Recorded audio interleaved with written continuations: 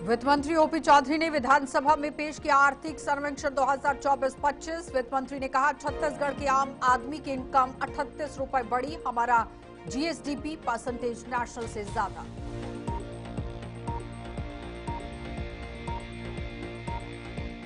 कांग्रेस ने विधानसभा प्रश्नकाल को किया बाधित। नेता प्रतिपक्ष चरणदास महंत ने सरकार पर लगाया आरोप, कहा हमारे लोगों को जानबूझकर किया जा रहा परेशान।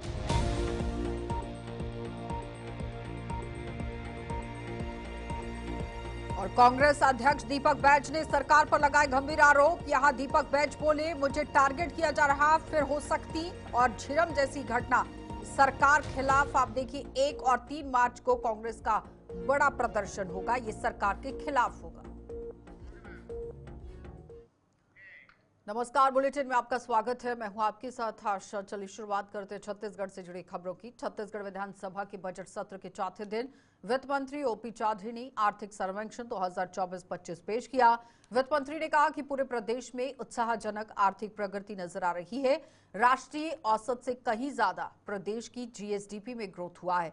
तो वित्त मंत्री ओपी चौधरी ने बताया कि जीएसडीपी 2023-24 में 3,000 यहां आप देखिए बढ़कर अब 3,06,712 करोड़ से भी बढ़कर जीएसडीपी जो है वो नोट की गई है। तो 2024 और 25 में देखिए 3,29,752 करोड़ होना संभावित है और ये गत वर्ष की तुलना में 7.51% की वृद्धि है। इसमें कृषि क्षेत्र, उद्योग क्षेत्र, सेवा क्षेत्र में योगदान ज्यादा है। कैपिटल इनकम में भी वृद्धि हो रही है। वित्त मंत्री ने बताया कि छत्तीसगढ़ में प्रति व्यक्ति आय में 9.37% की दर से वृद्धि हुई है, जबकि देश के प्रति आय की अगर बात करें तो प्रति व्यक्ति आय की वृद्धि में यहां 8.66% है। इस तरह से राष्ट्रीय औसत की जो तुलना है उसमें प्रदेश में वृद्धि दर कई ज्यादा है।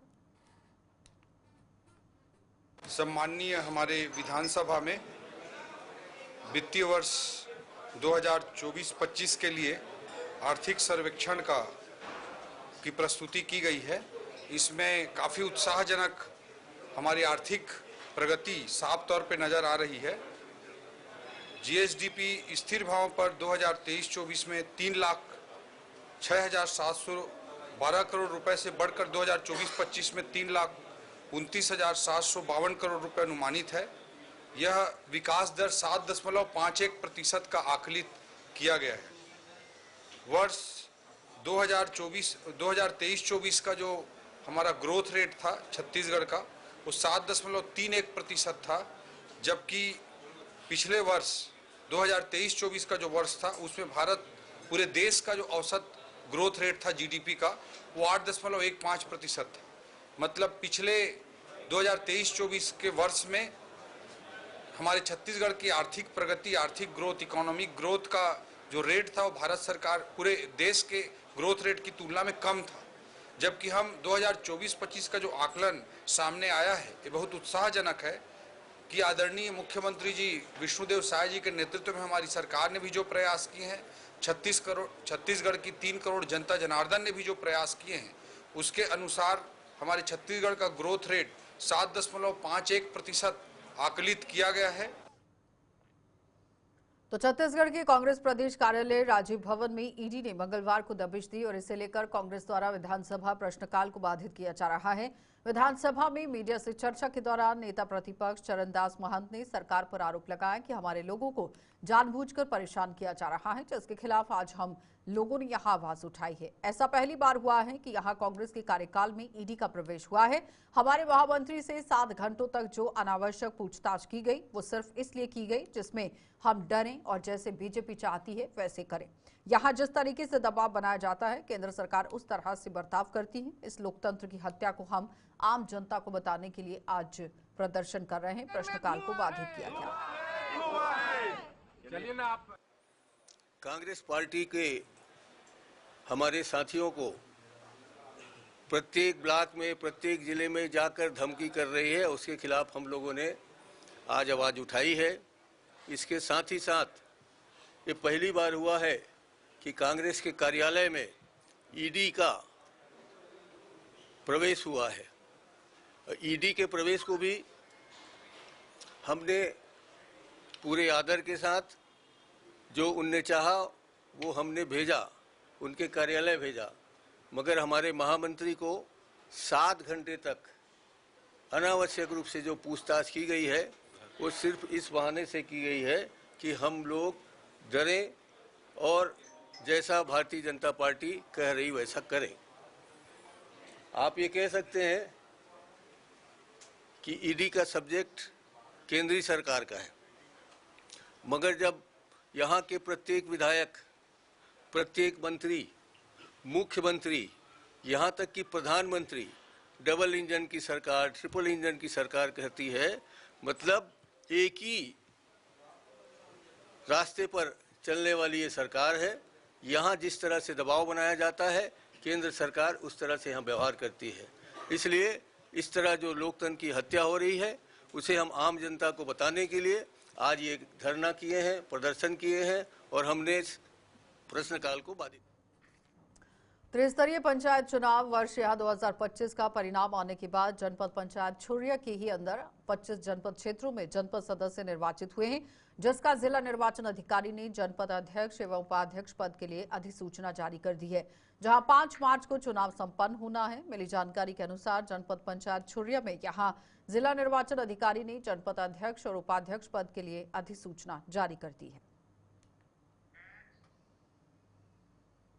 तो प्रदेश कांग्रेस की कार्यकारिणी की बैठक के बाद पीसीसी चीफ यहां दीपक बैज ने प्रेस वार्ता की और इस दौरान ईडी की कांग्रेस के प्रदेश कार्यालय में कार्रवाई को लेकर पीसीसी चीफ ने कहा कि 25 लाख को मद्देनजर रखते हुए तो काम करने की कोशिश यहां पर कांग्रेस की तरफ से की जा रही है, लेकिन 25 तारीख को ईडी के अधिकारी कांग्रेस भवन आते हैं और 4 बिंदुओं पर पूछताछ के लिए समन सौंपती है।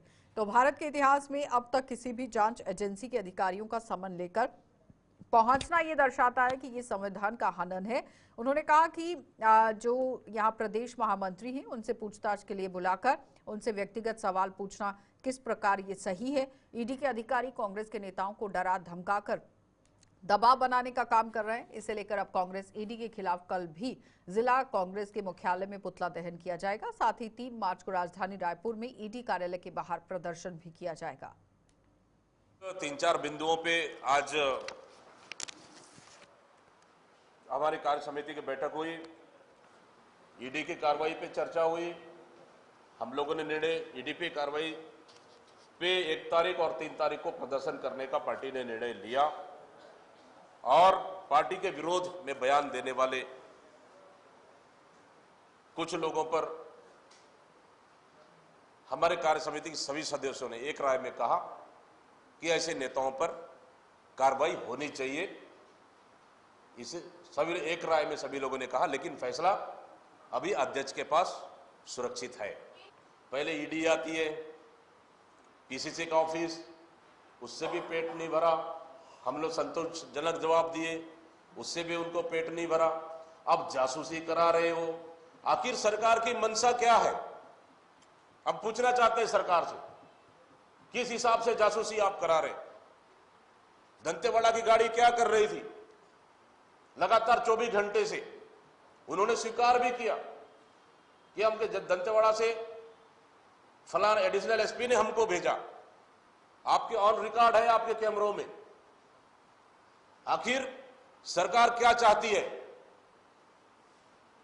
मतलब एक प्रदेश कांग्रेस के अध्यक्ष के निवास में जासूसी करा रही है, फिर बाकी जनता का क्या हालत होगा? बिल्कुल। उप मुख्यमंत्री अरुण साव ने कहा कि यहां बजट सत्र विधानसभा का अच्छा चल रहा है। साथ ही साथ 3 मार्च को वित्त मंत्री ओपी चौधरी इस वर्ष का बजट पेश करेंगे और मुख्यमंत्री अरुण साहू ने भी, आप देखिए ये उप मुख्यमंत्री हैं अरुण देव साहू, उन्होंने कहा कि यहां कांग्रेस हार के बाद लगातार ईवीएम पर सवाल उठाती है और ईवीएम में गड़बड़ी की बातें करती है, जबकि कांग्रेस को आत्मचिंतन करने की आवश्यकता है। जनता उनसे दूर क्यों जा रही है? माननीय सुप्रीम कोर्ट ने भी कहा कि ईवीएम में किसी भी प्रकार की कोई छेड़छाड़ नहीं की जा सकती, मगर फिर भी कांग्रेस लगातार ईवीएम पर सवाल उठा रही है, जबकि प्रदेश में सुशासन चल रहा है।